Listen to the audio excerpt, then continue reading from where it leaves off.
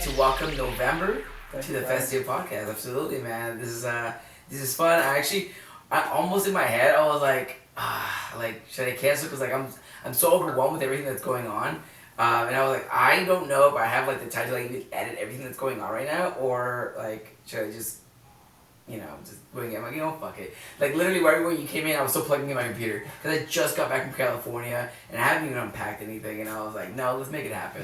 Like, I definitely told you I wanted to get you in. And when I saw you on a lineup, we'll talk about this later. When I saw you in a certain lineup, I was like, yeah, let's put him on. Absolutely. Well, I appreciate you, taking the time to have me.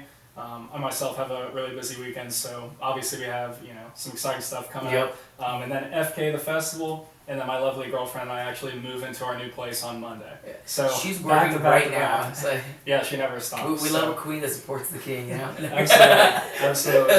She's a breadwinner, so no shame. So I actually know him because we have a mutual friend. We went to one of his birthdays, and that's actually believe that's when we first met. And we've hung out ever since then at like shows and stuff. But that's kind of how I know you. But for the viewers that have never met you before, if you wouldn't mind giving a quick intro. Absolutely. So my name's Kyle. I go by November as my artist moniker. And the mutual friend that he had talked about was John from Primal. So John from Primal is my manager. His lovely girlfriend Casey threw him a surprise birthday last year, and that's where I met Manny. And we stayed in touch and been to shows and seen each other around town ever since. I am a DJ and a producer, so I do both. And I typically make trap and dubstep are kind of the subgenres that I stick to, at least with this project. And then what was like the name behind like November? Like what's the story there? Yeah, absolutely. So, my birthday's actually in March. No, I'm kidding. It's in November. So, my birthday's in November. And the idea that I had, or the reason I started, with this project, I went to EDC 2018. Right before, or 2019, right before COVID. That was a good year. It was the best year. I saw my favorite artist, who is RL Grime, perform at main stage, and I was just like, I want to do that. I want to be that guy. RL Grime was that guy for you? Yeah, 100%. I love him. He's the GOAT. So actually, well, I'm glad you said that. RL Grime, if you wouldn't. Yeah, he's coming out with a new album, I think. He just announced it yesterday, but. So RL Grime was that guy for me, and that show, EDC 2019 was in November. Yep. So my birthday's in November, the show that inspired me to start making music was in November, and then my branding is around like a scorpion, is like my logo. So I don't believe in astrology, I just gotta say that, but like everybody that does says I have like all the Scorpio tendencies, so it just kind of worked together, and that's how it came to be. 2019 was a good year. It's funny you brought up RL Grime. I'm that kind of guy that, like I used to like water before it was cool. Like, now it's ice. So people say, like, oh yeah, RL Grime. Like, yeah, I knew RL Grime when he was Clockwork. Yeah, 100%. Yeah, so my lovely girlfriend Lauren is actually more of a rave OG than me. She saw RL Grime when he was Clockwork at EDC Vegas. Yeah, same. And I didn't get hip till like 2014, 2015, but I was just, I'd grown up loving, hip hop. And then I heard the EDM trap sound, the old school, like that 2014, 2017 trap sound, and I was just hooked. And like, what kind of like influenced you to even get into the genre of EDM? Absolutely. So my intro to making music, I played in orchestra growing up. Okay. And I wanted to play cello, but I was one of the only kids tall enough to hold the bass, like the double bass, really big instrument. So I don't know, I've always been attracted to bass or something like that. I just love the low frequency. But I don't know, man. I think probably my intro to dubstep, as many other American kids, was like Skrillex. Scary Monsters and Nice Sprites, you know what I mean? So like, pretty typical there, but you know what I mean? That was kind of like my first exposure to anything that sounded that radical, and I loved it. It took to my ear. Yeah, I think everybody's like first impression to like EDM is like Skrillex. I think honestly it's kind of like mine too. Like you're just constantly hearing like the Skrillex dubstep thing. When Skrillex was first like releasing some like really big songs all at once, everybody heard about it, right? And everyone's like, "What is this dubstep thing?" Yeah. That wasn't technically like my intro to EDM. Mine was actually like David Guetta. Oh, okay. David Guetta, Swedish House Mafia. Yeah, and Yeah, I had some Avicii. exposure to like Avicii, Tiesto, Martin Garrix, I'd say before like the dubstep and trap sound, you know what I mean? Or like the progressive house and house sound, but yeah, I mean like that was the first time I had ever heard anything like that radical, you know, it sounded like modern dubstep, and so I try to make something like today's iteration of that and hip hop blended together. When you were first like making or DJing and stuff like that, what route did you take? Are you one of those people that like taught himself how to DJ first or produce first? So I think most artists are probably DJ first Yeah, and it's then a they little easier produce. to I'm the opposite. Okay. So I went to EDC and I'd never, you know, I played music on instruments, but I'd never written anything through a computer. So I went to EDC and I had the idea like, oh, I want to do this, and I just started working at Apple at the time. So I got I saved up, got a MacBook, and then we got Logic for free because it's an Apple software and we're Apple employees. Oh, I was gonna say you torrented it like me.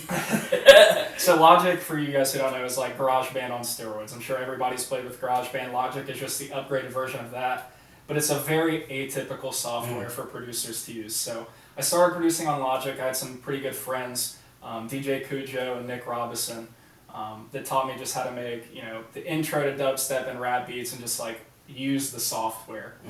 So I started producing. I did that for about a year, and I got to the point where I thought I was like, all right, I'm getting better at this. And like in retrospect, I was still really shitty. But I was like, okay, cool. Like if I ever want to play a show, now I have to learn how to perform this live. So then I bought a controller about a year later and started DJing. I mean, investing is such a like it's such a scary part though. Like don't invest in the wrong things, because like, you know, I personally have invested in so many wrong things. Like for instance, on that corner right there is an interview microphone that cost me $350. But before that one, I invested in $150 microphones that are shit. Yeah. And I'm like, damn, man. So like, you know, at this point now we know like sometimes you have to like put more money into things that matter, because like it's better to buy one good thing than a bunch of small cheap shit. Absolutely, and to take it outside of EDM, like, okay, if you go spend $80 on a Nike backpack, in 3 years that backpack is worthless. You know what I'm saying? You can just throw it in the garbage. But if you spend $250 on like a nice leather Coach backpack, in 3 years you can resell it for $200. You know what I'm saying? So it's like, good things are sometimes things are high priced because they hold their value too. And but as it relates to music, please do not spend money on more than you need. When you start DJing, you need a DDJ 400. I don't even think they make it anymore now. Pioneers kind of changed the stuff. But you know, like I had somebody on the podcast. I think like about a year ago. He learned by just going to the guitar store, like what do they call the guitar center? Yeah, that's where he learned. He never once bought anything. He just went and rented it. Yeah, exactly. I mean, like I'm the type of person I would like to own something so I can practice at home. So like, but hey, you know, necessity is the mother of creation, as I say, for in regards to that guy. But yeah, I mean, I buy the cheapest mixer money can afford. I'm gonna recommend the DDJ because it's a Pioneer product. For those of you guys who don't know, pretty much any time you go play in a club setting or at a music festival, you're gonna be playing on a Pioneer CDJ. And because it's a Pioneer CDJ, it is inevitably going to have Pioneer Record Box as a software on that. So if you want to practice how you play, the best thing you can do is buy a DDJ or a controller for your house that's going to run Record Box. Okay, so take us down your road, right? Your road to where you're at this point now, right? You started, you know, mixing around. You started making music. How did you get gig? What was your first gig? Oh man, so this is who gave you a shot? This is hilarious. This is hilarious. So my first show I played was in a warehouse with no audience. It was recorded because it was during COVID. I'd been DJing for 8 months, only on the DJ 400, and it was like just this thing where they're inviting people to come play, and they would record you for a live stream, and you'd get all the content. At the time, I was living in Dayton, Ohio, and I had to drive to Winston-Salem, North Carolina. So I get my happy ass up at like 6 in the morning. Oh wow, you traveled for your first gig. Yeah. Drive to this warehouse. It's just this production crew of like 20 people, and my best friend who rode with me, thank God for him, and then myself. Plug into the CDJs. Absolutely shitting my pants. Like no amount of YouTube videos could have prepared me for this moment. and play like the worst set of all time. Yeah. Like it was terrible. But like the beautiful thing about it is that it can't possibly get worse than that, right? And then the first show I ever played in front of people was December 28th, 2021. Yeah. So kind of backtrack a little bit. John, who we mentioned earlier. So John had thrown an Endless Summer Night show in Indianapolis. My friend Stephanie at Send Me Superior on Instagram is a poi spinner, and John knew her from when he was Primal Poi, before he was Primal Productions. Yeah, he's pretty good at poi. He's really good at poi. Shouts out to the man. So she took me to an ESN show in Indy and introduced me to John when I still lived in Ohio, and I was interviewing for a job in Orlando at the time. So he was like, hey, if you move down to Orlando, hit me up.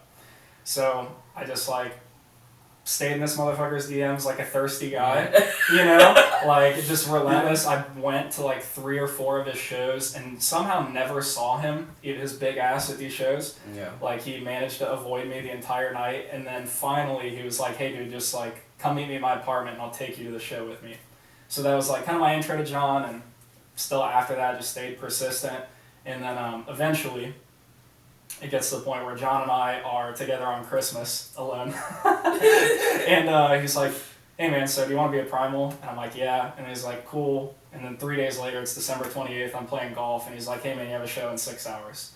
So that was my first show in front of people. Yeah. And that one went really well. So that was my first show ever, first show in front of people, and kind of like the circumstances. I love hearing these stories, man, where like somebody gives you a shot, because you just need that one opportunity, man, that one chance to just get your feet wet, you know, to really just show the world that you're ready to really play in front of people. Absolutely. No, 100%. And like, even still from, like, even though my first show in front of people I felt went well, from then to now, I still feel an immense progression of like my skills as a performer.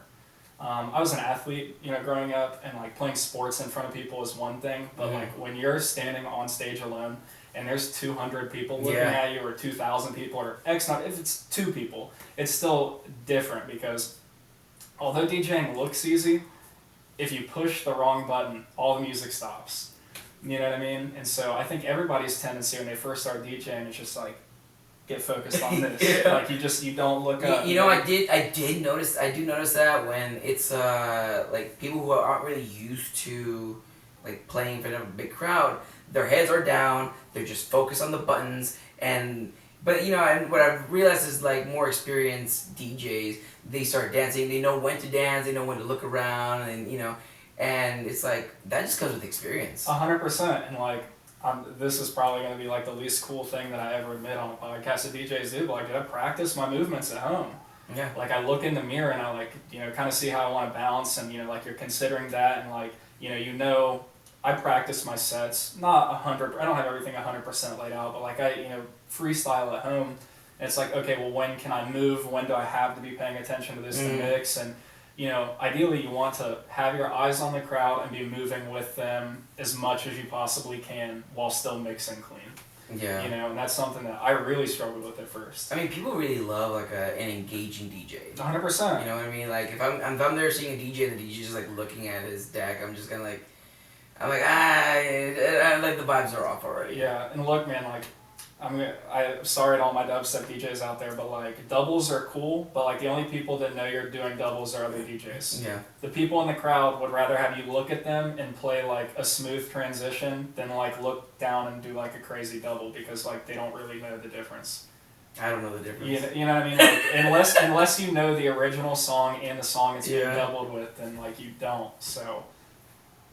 Do you ever look back and think about like when you first were like getting involved in this industry, and then where you are now, and just be like, damn man, like it's been a long road? Yeah, man. I mean, it's easy to get deterred in this, you know, because like it can, like some people never get their shot, you know, and like I just, but I think I'm of the firm opinion that like if you stay like consistent, if you do anything consistently and you try your hardest and you never give up, eventually you'll be presented with an opportunity. You know, or at least you have to believe that, right? Like, otherwise, what's the point? I've gotten so many opportunities, man, and there are times in my life throughout this, like, career that I've chosen where I just want to give up. I want to give up, and then, like, when I hear DJs say the same thing, I'm just like, man, that resonates so much, because I know the struggle. Obviously, there are different struggles, But like DJs who haven't had a shot and they've been like literally like grinding for years, I'm just like, damn man, one day it's gonna come, I promise. For sure, Don't man. give up. But you do have to put yourself out there. I believe that the best music producer on earth is probably a 50-year-old guy that none of us have ever heard of because he's never posted his music. Right? But he's just like been working in FL Studios since the day it came out, and he's probably like a god. You know what I mean? But like that, you know, there is that element to it where like you're only gonna get a shot as much as you like allow yourself to be rejected. You also have to use every resource available to you, and that's what kind of pushes a lot of people to start winning. I mean, you know, I forget what DJ said it, but like, it's DJ Diesel. He was talking about like, oh wow, they want us to be content creators now too, right? I mean, as much as that sucks, it's true. 100%. Because that is now a resource available to other DJs. So if you don't utilize it, you're gonna get left behind. Now, don't get me wrong. A lot of these DJs, like, the music can speak for itself. You know what I mean? But I mean, even Grizz isn't so high and mighty that he doesn't post on TikTok. Exactly, man. I mean, a little bit about me. I got a bachelor's in marketing, so like that's something I think I do well is like manage my Preach to the choir. my content. You know what I mean? And I just like I think that it's you know you can't overstate the importance of social or I'm sorry understate the importance of social media. You know, so yeah, I think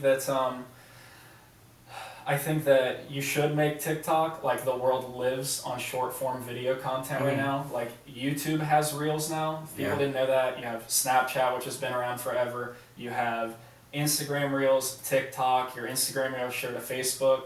I mean, shit, you can post videos on LinkedIn. You know what I mean? Like, no way. Yeah, like the short form and the live video content is just king. So like, if you're not putting yourself there, you're definitely missing a market. You know, people say that, like, oh, I just don't want to be an influencer, but no, it's honestly marketing yourself. You're marketing who you are in different formats in different ways, and people just take it the wrong way. Like, oh, I'm not an influencer. I'm here to DJ. Yeah, but no one's gonna know about your shows unless you're advertising yourself. It's just another way of advertising, and it's free. 100%, man. Like, yeah, and it's, I think the hardest thing ever, just like dancing in front of people, what I think is harder is dancing in front of a camera. You know, when there's nobody to share the energy with, and it's very hard to talk to a camera for me. I know some people are great at just like one-on-one, you know, they can just hold a camera. Oh, don't get me. But I can't. It took me a year to get used to talking to the camera. Yeah. And even after that 1 year, I thought I had it, and then I go to the airport, and I'm like, oh, I'm gonna start the vlog. And I got so embarrassed, I was like, maybe not today. Yeah. Like, it's not the day. People want to like, you know, shit on social influencers or whatever, like, oh, influencers in the wild, but like, dude, you pull your camera out and start trying to talk to it in public and like with a group of people around that you know are gonna look at you and like tell me it's easy. Yeah, like, no tell way. me it's easy. You know, some people have no shame, I guess, but Yeah, more power to them. Like that's a superpower in my opinion. Honestly, because like I get so embarrassed sometimes. Like I don't want people to think that I'm this like super famous dude. Like, you know, when people like vlog, like oh wow, like he must be like a YouTuber, in which I am, but I'm not like at that caliber to the point where like I should, you know, like I don't think I'm like getting so cocky and I'm like, oh yeah, hey, like 1 million followers, 1 million views, let's go. Yeah, absolutely. It's not like that, but like I have to have the confidence as if I did. Exactly. No, 100%. Nobody's gonna believe in you but you, man. Like that's the sad reality of it. And it's like if you have a job that you hate or like you're not where you want to be in music, like nobody else is gonna get you that booking. Like you gotta go get it, or at least like find like-minded people that are willing to help. And something I want to mention, man, I think a lot of artists overlook in regards to marketing is like what value they provide. You know, like I'm aware that I'm not selling out shows with my own name, but something that I do is like web development. So I built and I manage the Primal website, which we do all of our ticket sales through for all of our events. You know, and that's a way that I can contribute value to John, who like books the shows. Oh, really good point. Shit. Yeah, man. You know, and it's like if you are not the headliner selling tickets, what is another way that you can provide value to the promoter? You can promote the show with them. You know, you can co-promote. Yeah. You know, if you have your own large following, like you can use that.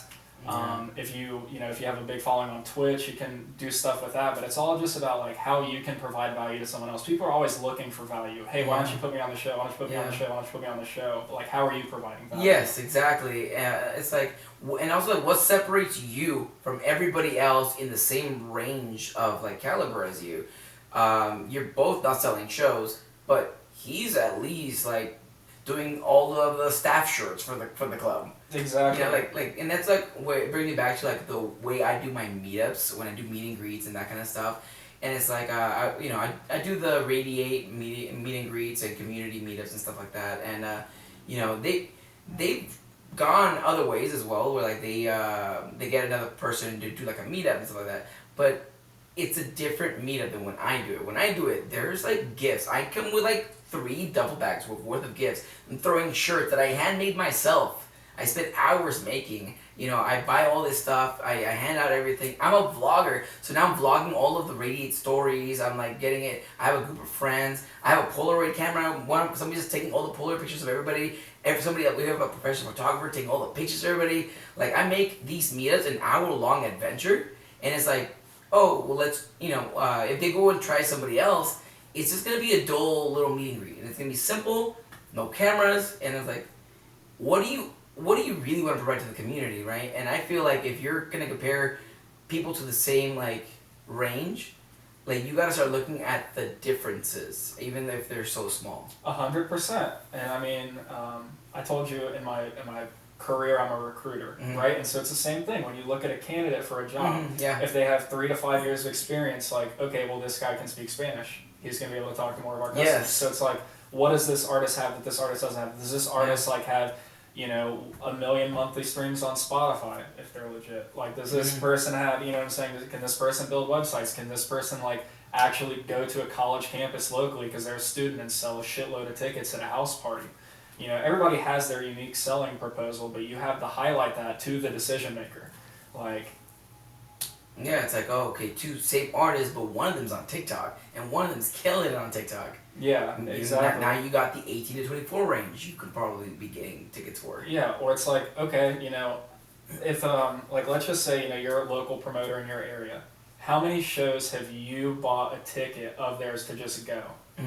Because I can tell you, like, I've been to a lot of shows around Orlando where I've paid for the ticket and then gone and tried to talk to the promoter. I don't hit the promoter up and ask for a free ticket or ask to be booked. I provide value to them by going and supporting their show 3 or 4 times, and they see my face, they know who I am, and then eventually, oh man, we need somebody to fill the spot.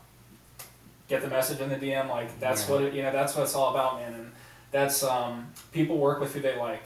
You can be the greatest artist in the world, but like if you're not well liked, you're probably not gonna get booked. And in all honesty, people book nice people. Yeah. That's what it comes down to. If you're just a good person, you're most likely gonna be a good image and good first impression too. And that's, I mean, I don't know how I get all the opportunities that I get as well, but what I do know is that I always offer free support first. Exactly. And then charge later. Exactly. You offer value, and value is followed by money, not the other way around. Yeah. So like a lot of things that I do is like, the brands that I work with are like, oh hey, let us pay you this. Like, nope, it's on the house, man. I promise. Like I love what you guys, because I do the same thing. The way I look at like the brands and the companies that I work for is, do they have similar values as me? Do they love the community, or what they're doing? Like are they money hungry, or are they really just trying to like better the community, better the music, better artists? Like I'm working right now with Odyssey Music Festival, and I'm kind of like helping throw a big part of that festival. Yeah. And the guy who runs the thing, like he has similar values as me, and I'm like, dude, like I'm gonna get along with this guy because I love what he does and what he stands for. And he told me the exact same thing, like, whoa, we're like on par.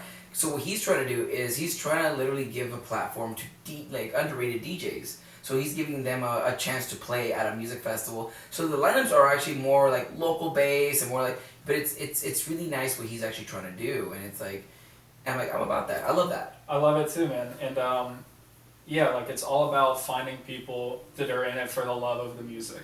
I can tell you that, like, I mean, I work a 9 to 5 corporate, so when you see me at these shows around town at 1 a.m. on a Thursday, like I'm not sitting there. I'm not sitting there like just got work. I'm not sitting there like all messed up. You know, when I got a job report to 9 a.m. It's because I love it, and like I can tell you right now, if you're an artist getting into this shit because you dream of being a millionaire, you're not doing it for the right reason, and because I have spent thousands more dollars producing than I have, you know, made money on bookings. Like, if you want to make money DJing, go be a wedding DJ. Yeah. Don't get into EDM. That's where the money is to get DJ weddings. I do love hearing when I ask somebody like, hey, what do you do for like a living? Like, do you have like a side job? And when I hear, no, this is what I do. Good for you, man. Good for you, because I personally need a job. Because although I did take like, I feel like 8 months, EDM was paying all the bills, right? I found a way, I hacked the code, I got it, right? But then I ran into like the festival break, and I was like, oh shoot, no money. Yeah, I mean, ideally in a perfect world, I would love for EDM to be my full-time career one day. Right now, it's just not sustainable that way. Hopefully one day it will be, but you know, I find time to put the hours in. Like I'll say, you know, I work on music, and it doesn't necessarily mean I'm in the studio producing, but like I'm listening to music all day when I'm at work to try and find new songs that I like to play in my sets. As soon as I get off work, like I still take lessons. I want to put that out there. Like, you're never too good to take a music lesson. Do you take lessons like virtually or with an actual like DJ, or somebody here local? Somebody here local. I'm not gonna reveal my sources. Got to keep that one close to the pocket. But no, that being said, man, like I have done them virtually, and virtual's great. I find that I got more value out of the in-person lessons because there's a lot of troubleshooting that comes with working on virtually, like trying to work within a DAW over Zoom and have the audio come through properly. And then like, okay, well we're at, you know, I'm paying you for 2 hours and we're at 30 minutes wasted because of this like technical issue. So it's just like, I'd rather drive to someone's house, work, and then drive home. Yeah, because I have a lot of friends that do like the whole virtual thing, and I'm like really like, I'm curious as to how much they're actually absorbing. Yeah, I mean, I work remotely, right? So I gotta believe that it can be done virtually, but I've just found that for my purposes, it's best to be done in person. I think a lot of that has to do with the fact that I'm pretty good at software. So I got into video editing before music, and I think that the two are very similar, like much more similar than people give it credit for. So honestly, everything's interconnected. Yeah, but like video especially, you're taking different layers and effects, and you're stacking things, and it's like timing, and there's an audio element when you're working with video, and the way that like everything is tracked out is very similar to in like plugins. It's all super connected to how a DAW works. So I started with that, and I worked at Apple, so you can probably guess I'm like a tech nerd. So I understand the software, but I needed help in like the music theory department. So like I'm working with somebody on like piano and actually like writing music and learning how to compose original melodies right now is kind of the focus of my lessons. Okay, cool. I'm glad you brought that up, because now I'm kind of curious as to like what are your like future goals? Do you have like a 5-year plan on where you plan to be and how to get there? Absolutely. So every 6 months I go over a plan with John, and we go over goals. And so my goals for this year were to release on a major record label, play direct support for a larger like regional artist, which I accomplished with Heckler and the show that we have to talk about still. And then I released a song called Diablo on Festival Trap this year with 4D, who I'm going back to back with. So, and then I have a release on Hybrid Trap, a remix of a song, my friend Slow Mo, coming out later this year. So check those 2 goals. And then my third major goal is to play EDC Orlando. Okay. So if I can make that happen, then I'll call it a successful year. That's doable. Yeah, I would like to think so. I mean, so like, people have done it, you know, and I think what's crazy about EDC Orlando, man, is like, it is a local event for us. So like, it's a part of it is like, you know, talent, but the other part is like who you know. Oh, for sure. At least in the local aspect of things. Unfortunately, everything is like that. You know, it's always partially about who you know and how talented you are, but that's why you got to be good at both. Yeah. You know. You got to be able to network, honestly. Someone told me that there are 3 aspects of being an artist. There's your music, first and foremost. There's your branding, and there's your network. You got to do 2 really well. Pick 2. You know, if your music is great and your network is great, then your brand can be substandard. If your brand is great and your network is great, then your music can be substandard. Yeah. But like you gotta do two. So You know, and you're right, and you know, when people see you, right, and you only got 2 out of the 3, someone's gonna be like, let me help him. yeah. Because he's only missing one. Exactly, for sure. And you know, if you have the network piece especially, then you probably have somebody that knows how to make it happen. Yeah. You know.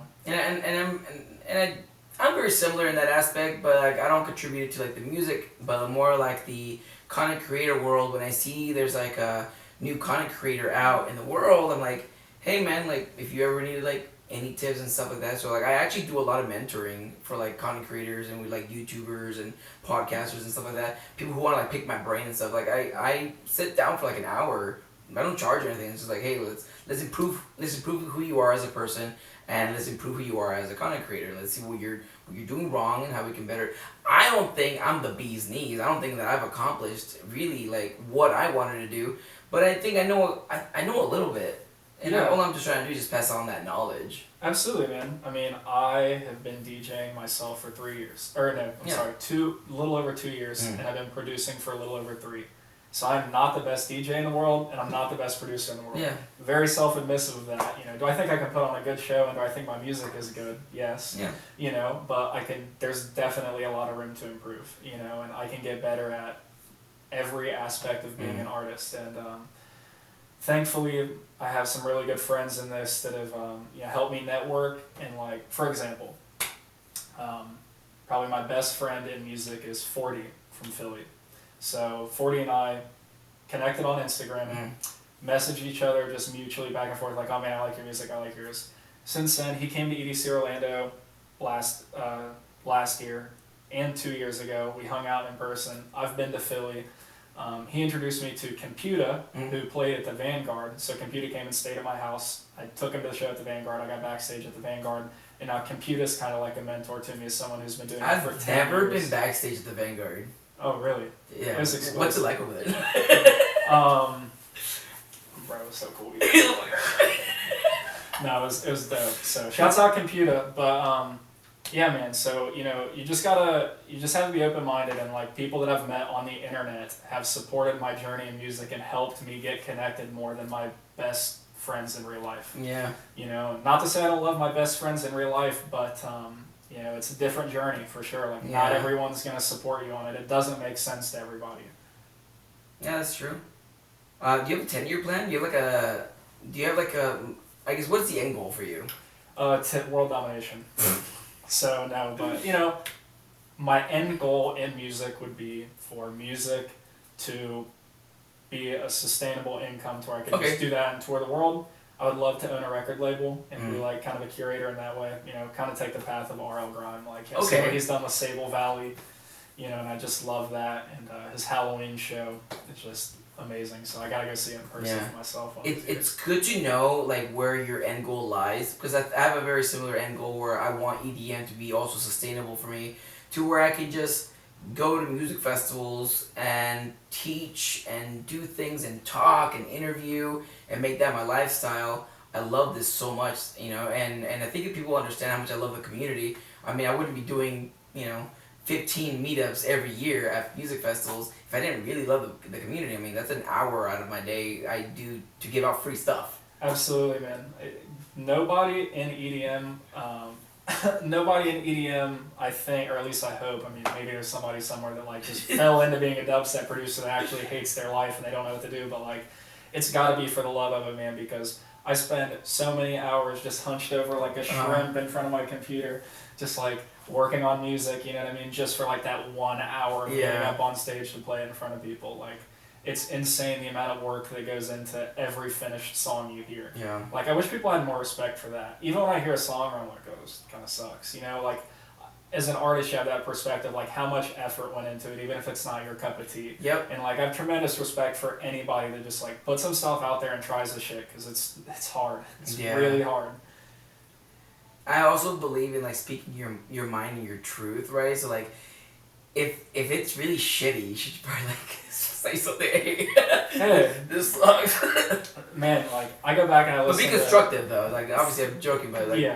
Yeah. I mean, hey, like, you can only critique what you know to be true, though. Mm-hmm. Like, the people that I first started working on music with, like, didn't really understand mixing and mastering. So they didn't know to tell me that my mixing and mastering sucks. Now I gotta play the songs I first released, and I have to crank that bitch up like 5 decibels because it's so much quieter than the songs that I make now. But, like, you know, you gotta start somewhere, too. Like, you just have to not be afraid to put something out that's bad. Like, you're going to be shitty at first. Like, when you start trying to do something new, you are going to be bad at it. I agree and disagree, only because I think that if you're gonna put something that's bad out there, it should be bad to the public, but not bad to you. You should still love your work. Of course, yeah. If it's shitty, it's shitty, because but you should still at least love your work. No, I definitely agree with that. I mean, my first songs, like, you can go back and listen to them right now, like, Massive and Crunk, 2 of my songs. They're great ideas, but they're quiet. Like, if you play, like, Excision song and then you play that song, you'll have to turn it up on your radio to hear it at, like, full volume, because, like, I didn't understand what a mixdown was. But, like, it doesn't make it a bad song, but that element of, like, the mixdown is poor, you know? What gets me through some of the content that I make, some of the YouTube videos that I make, is I always think back on, like, why I do the things that I do, and I do it for myself, actually. I don't, like, for you, right, if I was a DJ, like, I don't make music for the public. I make music because I want to hear this motherfucking song every day when I shower. That's why I'm doing it. So as long as I like it, I don't give a damn if, like, it only gets 1 view every day, and that's me in the shower. Yeah, no, I hear you. I always think to myself about a scenario like, what would I do if I went and I played a show where nobody was rocking with my shit? You know, like, I got on stage and I pushed play, and, like, I don't know, they booked me for, like, opening for, like, a house artist, and I just start dropping trap, and everyone's looking at me like... Well, I think for that you gotta actually be careful with that, because that could ruin your entire career. Yeah, but no, for sure, but, like... Your local career. Yeah, 100%. But my answer is that, like, I'm still going to play the music that I love, and I'm still gonna dance, and I'm gonna have a good time. Like, bro, I have a good time DJing in my studio with myself and my 2 dogs. Like, I'll look like a fool. Yeah. I don't care, because, like, I enjoy doing it, and I'm playing the music that I want to hear. But, like, the reason that I make music... Yeah. I guess, like, I look back on that first CDC 2019. I don't know if there'll ever be a better night of music for me in my life. Like, year. Yeah, I mean... 2019 was phenomenal. I have I have YouTube videos about home base and EDC Orlando. Check them out on YouTube. Quick plug. Yeah, it was like... Is R.L. Grime, Alice in Wonderland? Yeah, R.L. Grime, Alice in Wonderland, Diplo on main stage to close out. And I just sat there for 3 hours in the same spot, like... But, man, I mean... you know, that is just, like, a night that I will never forget. And I hope that someday I can put on an hour set that is that meaningful to someone else. You know, I can do that for somebody else. Dude, honestly, one day it will be. I was, so going back to, I think, like, last week or 2 weeks ago, I was listening to a Taboo set over at Sunset. And Taboo's never hit me the way it hits me, but it hit me this time where I was like, whoa. That was really good. This set was so good. And I've never felt that way about him. You know, and he probably one time said the same thing you're saying, like, oh, one day, like, when my sets, like, mean something to something. Dude, that, I literally, like, I haven't stopped talking about his set, dude. That was so fire. That motherfucker got off stage and said, thank you guys, thank you Lost Lands, my name's Excision. That was the funniest shit I had ever seen in my life, dude. Oh my god, yeah, no, that Taboo set at SMF was really good. I just got a ticket, like, day of. I didn't plan on going there, and I went, and I was like, this is some good shit. Like, shouts out Taboo, yeah. Yeah, that was fire. I mean, Smokeland too, man. Yeah. Were you at the Smokeland set? No. No. Okay. All right. No hate. But hey, check out Smokeland. I don't know why. No, I know. I've heard the music. I just don't even know where I was at that time. Yeah, I heard some of their music, and then I saw that set, and I was like, oh, I need to listen more. Like, it was hitting. I'm introducing the U.S. festival scene to a lot of international people, and they were, for the most part, trying to be in, like, the main stage area and stuff like that. So, you know, I tend to kind of just, like, you know, guide my ducklings versus, like, me, like, trying to enjoy a set. Because I've seen probably all of these artists multiple times. Don't get me wrong. Maybe there's going to be another Taboo set where I'm like, whoa, that surprised me. Because Taboo surprised me. I've seen, like, 7 Taboo sets. Yeah. No, for sure. I mean, you never know what you're gonna get with any artist. You Yeah. know, every artist, just like a basketball player, like LeBron can go out and score 10 or even score 50 in like career rate. You know what I mean? And every artist is capable of doing the same thing. So you never know what you're gonna get, and you never know what they have cooking. Like, I don't imagine that I could ever see like a bad RL Grimes set. You know what I mean? But like the EDC 2018 set to me definitely stood out like above the others that I've seen of his too. So. Yeah, it's always worth going to see an artist again, even if you think that you know what they have to offer. You know what I mean? But yeah, but like I find more, and that's like the thing about me is like I love the community more and the people more than I probably do the music itself. Absolutely. And that's kind of why I'm so drawn to these community things. So that's where like, I can miss a few sets, and as long as like I see the people that I'm with happy, I'm like, yeah. Yeah, no, for sure. Now that I'm in a relationship, like I always stick with my group, and I really don't care. Like, I mean, I go to probably 30 shows a year, so it's like, all right, wherever you guys want. You probably want your girlfriend to be happy, so whatever she wants to do, right? Let's go. Yeah, but like before we were dating, I would just like set a time. I was like, all right, I'm gonna meet back up with you guys here at this time, and I would just go off on my own. Yeah, I loved exploring a music festival on my own. I love it. And and I still do that for festivals I haven't been to yet. Yeah. But you gotta put a mask on because you're famous now. You hush. I go to 18 to 25 festivals a year, so like very, very small amount of festivals that I really wander around in when I've been to most of them. Yeah. I mean, Electric Forest, I'll definitely be doing that if I go to Electric Forest, because I think that's one of the only ones I haven't been to yet. And Tomorrowland, if I do Tomorrowland, I'm probably gonna wander. Okay. Yeah, so, of course. I would love to do Tomorrowland in Belgium sometime. That's like the dream. Yeah. I don't even care to play it. I just want to go. Nah. I mean, of course, playing it would be awesome, but I just want to go. Yeah, I love to play too. I always have this dream of like stealing my friends' USBs and then like being having somebody like, hey, can anybody play? And like, not at a real festival, like at a show, I mean. And be like, yeah, I got a USB, and then just pretend you know what I'm doing. Just it's like it's XOXO, except you're not even a DJ at all. You just pull up with the USB like, it's me. And then I start vlogging myself, hey guys, I'm gonna do my first set of my life. I'll tell you what, if I play my EDC set this year, you can come up with me so you can just like have that moment, like you vlog it. So can I pretend I have an actual usable USB? I'm like, yeah. Yeah, 100%. Like I'll like get the song loaded up, and you can just push play, and you'll have that sense of satisfaction. Like I played a song. Okay, hold on. I got a better idea. Okay, so you have an EDC Orlando set, right? And I want you to go, hey, I want to do a back-to-back. Does anybody here have a USB? And then I'm gonna do that, and then you're gonna put that guy, bring him up here, and then like we'll pretend like it's not planned or whatever. Pascal would be like, get this motherfucker off the stage right now. Nah, he'd be cool about it. Oh, 100%. I imagine Pascal is a cool guy. I don't know. He's like God to me. He's been so nice to me.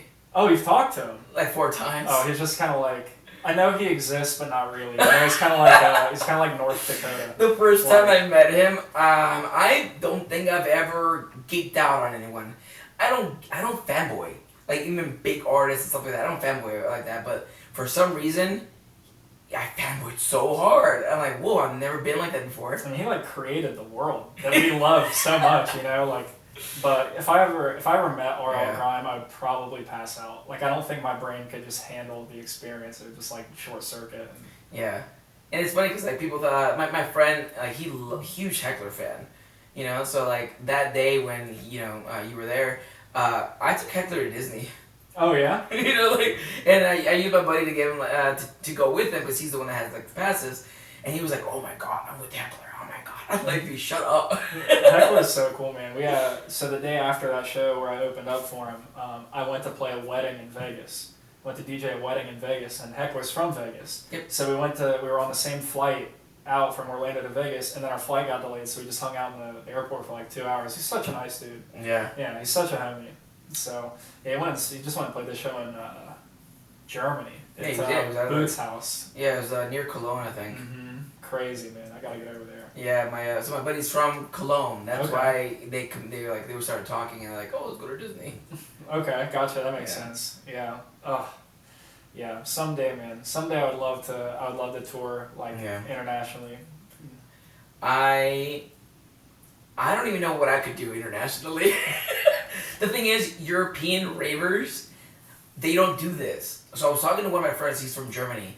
And he was looking at me after the festival. He goes, "We don't have this." I'm like, "What are you talking about?" He goes, "This whole thing, this." He's like, after seeing your meetup and seeing like, yeah, American raves are way different. You've opened up my eyes to something that I've never experienced before. He's like, these raves are so colorful.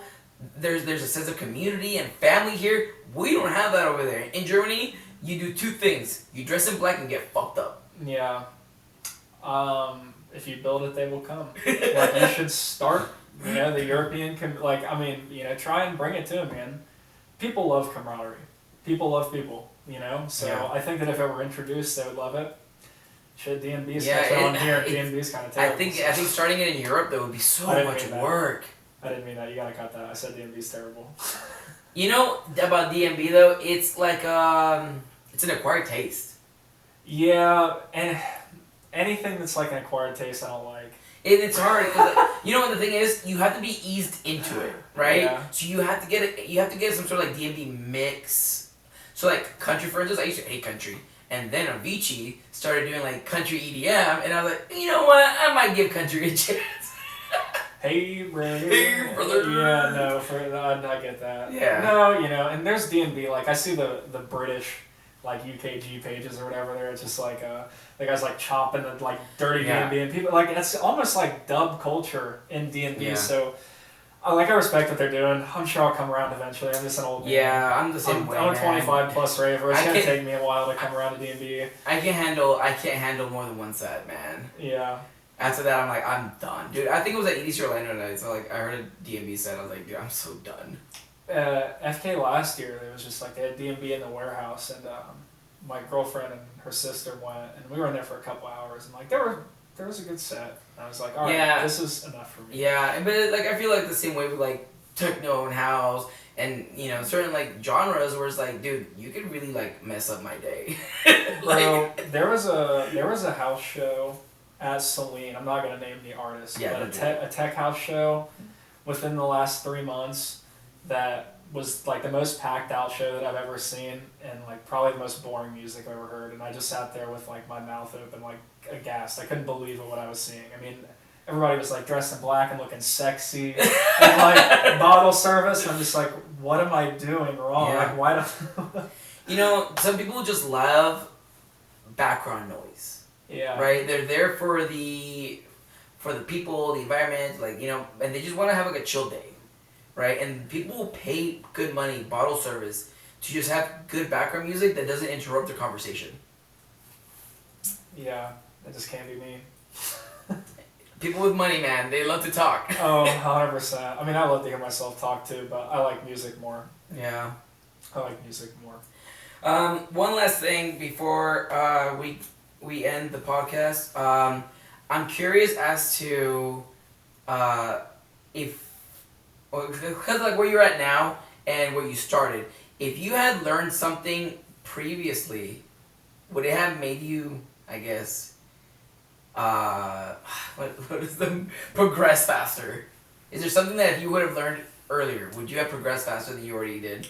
So I wish I would have started on Ableton, just because I started on Logic because it was free, but there's so many more resources for EDM producers on Ableton because so many EDM producers use Ableton. Aside from that, like, don't spend your money on shit you don't need.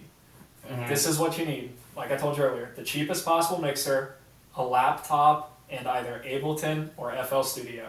That is it. You don't need anything else. If you really, really want to ball out, you can get one of those little MIDI keyboards. Yeah. You don't need any plugins. Like, pay the $9 a month for Splice so you can get some samples. But like, man, I started off ripping, just like you talked about your microphones. I bought Ozone and Serum and all these plugins that like I didn't know how to use. And now that I do know how to use them, the better I get, the more I find myself using the stuff that comes with it, like the stock plugins. So just like learn to use what you have. And same deal goes with like synths and like physical instruments. Like, master what you have and then progress. Like, don't move along to the next thing until you've mastered what you have. I think also, to just add on to that, is ask your friends that are in the same field as you for advice. Yeah. If someone had told me, like, oh, what microphones you use for your podcast? I would tell them, oh, I use like the Rode Podcaster microphones. And then I'd be like, they're really good or they're really bad. Don't buy this shit, you know? So like, I'm very honest about the shit that I use. And sometimes I'm just like, oh, I wish I got something better. I wish I did this, right? But like, if I'm being very honest about the way I do things, and like, I like certain things. And that's why the microphones on the corner over there, like I asked Emma Capotes, I was like, wow, like your reels are coming out fucking clean. What microphone is it?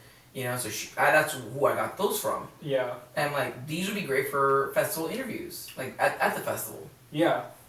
It's very similarly reaching. The quickest way to get good at anything in life is to talk to someone who's really good at it. Take lessons from someone who's really good at it. You know, there's like even Tiger Woods had a swing coach in golf. You know what I mean? Like everyone can benefit from a lesson. So I don't think the value of like a mentor or someone taking lessons from, you know, can be understated. But like, let's say there's an artist where you really like their sound. I mean, as long as it's somebody who's like, you know, under 10K on Instagram, like a smaller artist that you connect with or you like their sound. If you just message that person, you're like, hey man, I really like your stuff. Like I'm not a bot, I just wanted to connect with you. And like, can you like teach me anything about your sound design or like, you know, how you're creating this sound in this song? Like, not all the time, but most of the times people will be open to help you. Like people are generally helpful and good. I like to think anyways. So yeah, like don't be scared to ask for help. All right, we're gonna end the podcast here. What I would like to know is for the viewers, where could they find you? Absolutely, guys. So across all social medias, Snapchat, Instagram, Facebook, SoundCloud, YouTube, at NOVEMBRMUSIC, and that is NOVEMBR, no second E. Playing back-to-back with my man 4D tomorrow. Direct support, or not direct support, but supporting Boogie T at the official FKA pre-party, which is an Insomniac event. So it's the biggest show of my life so far. Couldn't be more excited. It's gonna be good. I'm really proud of you, man. That's that's why I wanted to get this in today, so that we could pull this out and we could talk. People would be like, oh wow, I was at the show. So I thought this would be really good, and I'm really proud of you, man. Like this is a big show. So absolutely. Well, I appreciate it, and I appreciate you taking the time and making time after your busy work day to not cancel for me. So no, you're good, brother. It's just man, sometimes I'm just more tired than I care to be. I hear you, man. This is just for the viewers out there. Everything that he said will be in the description down below, so if you want to go check him out, I'll also put in his his music links as well. And then this episode is going to be available on all major streaming platforms. You can look at the link tree. It's got everything on there. The video version will only be available on 2 sites, though. We only have it on Spotify and we have it on YouTube. But this has been a great day. Great conversations. I loved hearing about November and honestly gave a lot of really good advice for someone who's only been doing music for so long. And I think it comes down to your marketing skills, honestly. People downplay marketing, but you gotta have a good way of marketing yourself. No one's gonna fucking do it for you. Exactly. The marketing is communicating the product to a customer. Yep. So the product in this case is yourself, and the customer, the people you want to listen to your music. You can make the best music in the world, but if you're not marketing well, nobody's gonna listen to it. So you heard it here, and like I say at every episode, I will catch y'all at the next one. Bye, guys.